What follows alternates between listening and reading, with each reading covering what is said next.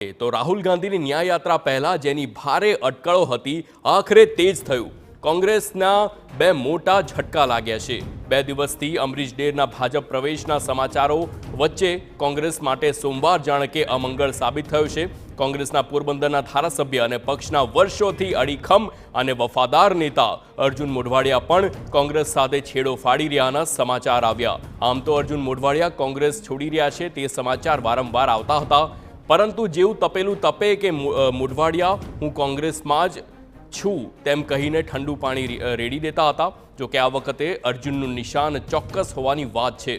કોંગ્રેસ પ્રદેશ પ્રમુખ શક્તિસિંહ અમરીશ ડેરની હકાલપટ્ટીની વાત કરી રહ્યા હતા ત્યારે તેમણે અર્જુન મોઢવાડિયાના એક ચોક્કસ નિવેદનને ટાંકીને આવા નેતાઓને ભાજપમાં જોડવામાં આવી રહ્યા હોવાની ટકોર કરી, જેથી એ વાતને બળ મળે છે કે અર્જુન મોઢવાડિયાને લઈને કોંગ્રેસ પણ હવે મન બનાવી લીધું છે। માત્ર હવે સત્તાવાર કોંગ્રેસ છોડવા પર જ તેની પર નજર છે। જે લોકો તમારા નેતાને નંદા ગાંડા સાથે સરખાવતા હોય અથવા દેશના સૌથી બે મોટા ક્રિમિનલ મારા કોંગ્રેસના એ નેતાએ રંગા બિલ્લા નામ પાડ્યું હોય એને તમારે ભાજપમાં લાવવાનો પ્રયત્ન કેમ કરવો પડે છે? જો તમને કામના નામે મત મળે છે, કામના નામે કારનામા કર્યા છે, ગુજરાતની જનતા નારાજ છે। તો કોંગ્રેસ તૂટી રહી છે, પરંતુ તેના નેતાઓ તે વાત માનવા તૈયાર જ નથી। ફરી એકવાર કોંગ્રેસના નેતાઓએ અર્જુનભાઈ પક્ષમાં જ હોવાની વાત કહી છે। કોંગ્રેસના નેતાઓ શક્તિસિંહ ગોહિલ અને ભરતસિંહ સોલંકીએ અર્જુન મોઢવાડિયા કોંગ્રેસમાં જ હોવાના અને પક્ષના સંપર્કમાં હોવાના તેમજ આગામી દિવસોમાં મોટી જવાબદારી પણ લેવાના હોવાનો દાવ કર્યો છે। સાથે જરૂર ગઈકાલે ગોધરા હતા ગઈકાલે મધુસૂદનભાઈ મિસ્ત્રી અને અર્જુનભાઈ બંને ગોધરા હતા। રાહુલજીની યાત્રા માટેની એમણે મીટિંગ કરી હતી। મારી સાથે આજે સવારે પણ એમણે ફોન પર વાત કરી કે હું ગોધરા જઈ આવ્યો છું, આ મીટિંગ કરી છે, તૈયારી બરાબર છે, કાર્યકર્તાઓમાં જુસ્સો છે, કોણ સર્કિટ હાઉસ મળવા આવ્યું હતું એ પણ કહ્યું, કોણ મીટિંગમાં હતું એ પણ કહ્યું। અર્જુનભાઈ અમારી ટીમના સભ્ય છે। ગઈકાલે બી દાહોદ ને ગોધરા ખાતે ભારત જોડો ન્યાય યાત્રાની તૈયારીમાં અર્જુનભાઈ સમય આપીને કામ પણ કર્યું છે અને એમાં કોઈ બીજો પ્રશ્ન નથી। તો આ સમગ્ર મામલે વાત કરવા માટે આપણી સાથે જોડાઈ ગયા છે સંવાદદાતા કિંજલ મિશ્રા। કિંજલ, જણાવશો કે એક બાજુ અર્જુન મોઢવાડિયા પક્ષમાંથી રાજીનામું આપવાના છે તેવા સમાચારો છે, પરંતુ પક્ષના નેતાઓ હજુ પણ એમ કહી રહ્યા છે કે અર્જુનભાઈ આપણી સાથે જ છે। તો એમ કહી શકાય કે આ અર્જુનભાઈને મનાવવાના અંતિમ ઘડી સુધીના પ્રયાસો થઈ રહ્યા છે।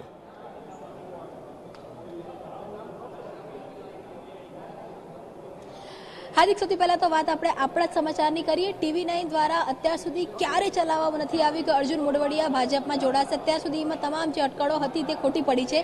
આજે સૌથી પહેલા પ્રથમ વખત TV9એ ચલાવ્યું હતું કે અર્જુન મોઢવાડિયા ભાજપમાં જોડાશે, રાજીનામું આપશે, 5 વાગ્યા બાદનો તેમનો સમય છે, 5 વાગ્યા બાદ આજ વિધાનસભા ગૃહમાં તે આવશે, વિધાનસભા અધ્યક્ષની ચેમ્બરમાં જશે અને રાજીનામું આપશે। આ સમાચાર સૌથી પહેલા આજે TV9માં પ્રસારિત કરવામાં આવ્યા હતા। એટલે કે જે તુક્કા બીજા જે લાગતા હોય છે સમાચારોની દુનિયામાં, એ તુક્કા નહીં પરંતુ સત્યની જે નજીક હોય છે તે સમાચારો હંમેશા TV9 બતાવતું હોય છે, તે ફરી એકવાર પ્રસ્થાપિત થઈ ચૂક્યું છે।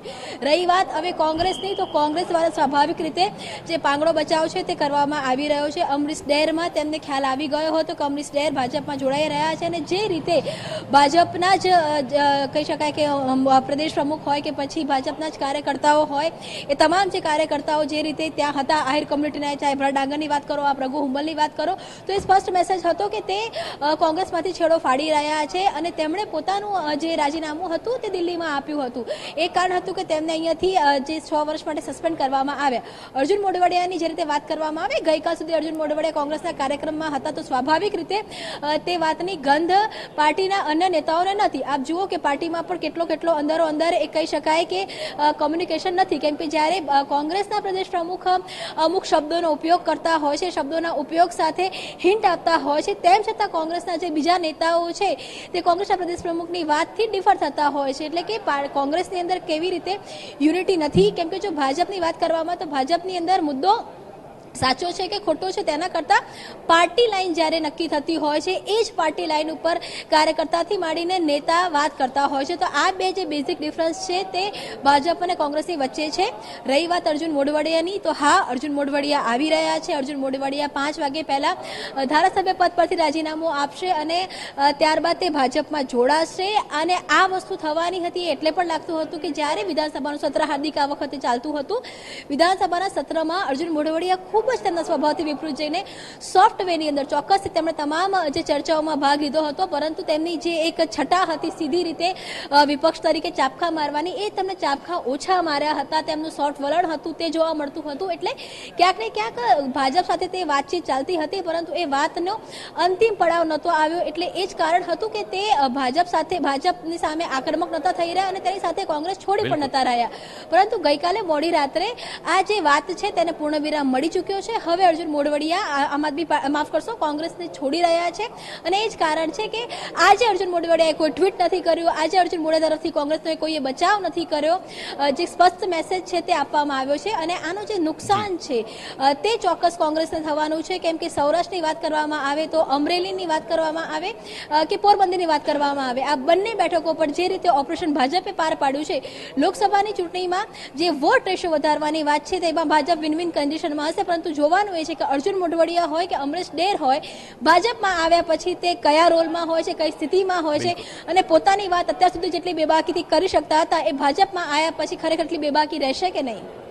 બિલકુલ કિંજલ, સમગ્ર માહિતી બદલ આભાર. તો હાલના આ સૌથી મોટા સમાચાર કે અર્જુન મોઢવાડિયા લગભગ 5 વાગ્યાની આસપાસ વિધાનસભામાં આવશે અને પોતાનું રાજીનામું આપશે અને ત્યારબાદ જે ભાજપમાં જોડાવાની પ્રક્રિયા છે તે હાથ ધરવામાં આવશે.